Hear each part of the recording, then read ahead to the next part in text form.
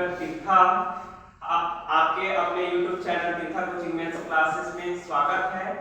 तो आपको इस वीडियो के जरिए से 5 पदों वाली दो परिमेय समांतर श्रेणी बनाना सिखाऊंगा।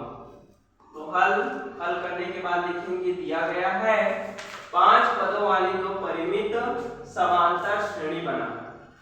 फिर यहाँ पर लिखेंगे प्रथम परिमित समांतर श्रेणी लिखेंगे और द्वितीय परिमित समांतर श्रेणी लिखेंगे। क्योंकि इसमें दो परिमित समांतर श्रेणी बोला है इसलिए हम दो बार लिखेंगे प्रथम परिमित समांतर श्रेणी और द्वितीय परिमित समांतर श्रेणी। तो प्रथम परिमित समांतर श्रेणी में आपको पहाड़ा लिखना है, कोई भी पहाड़ा हो, चाहे आपको 2 का पहाड़ा याद है तो 2 के पहाड़े लिख सकते हो, 4 का पहाड़ा याद है तो 4 का, 3 का पहाड़ा याद है तो 3 का।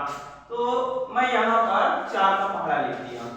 तो 4 का पहाड़ा लिखे हैं तो क्या होगा, 4 एकम 4, 4 दूनी 8, 4 तिया 12, 4 छक 16, 4 पंचे 20।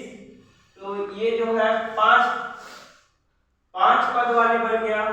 प्रथम परिमित समांतर श्रेणी, प्रथम पद, द्वितीय पद, तृतीय पद, चतुर्थ पद, पंचम पद।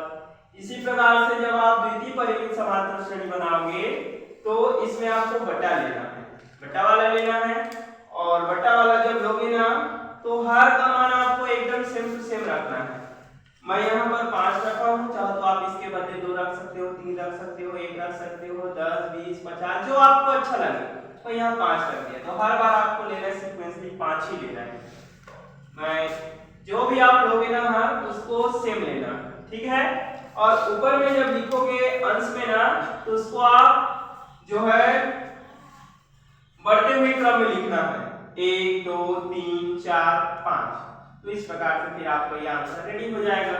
और यही हमारा आंसर है, ये 2 नंबर के लिए एग्जाम्स में आते हैं। तो फिर आपको मैं नेक्स्ट उदाहरण के जरिए से और बताना चाहूंगा। दूसरा है इसमें,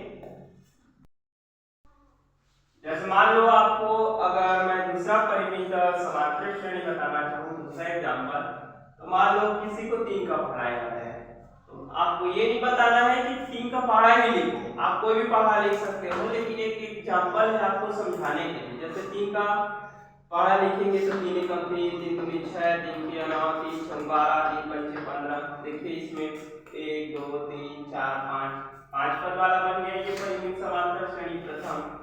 अब ऐसे इसमें अगर लिखना चाहें, मान लो हमने यहाँ पर बटा 4 कर दिया, सब में देखो बटा 4 कर दिया, तो 1 बटा 4 आ जाएगा, 2 बटा 4, 3 बटा 4, 4 बटा 4 आएगा, फिर ये आ जाएगा 5 बटा 4। ये भी हमारा आंसर हो गया।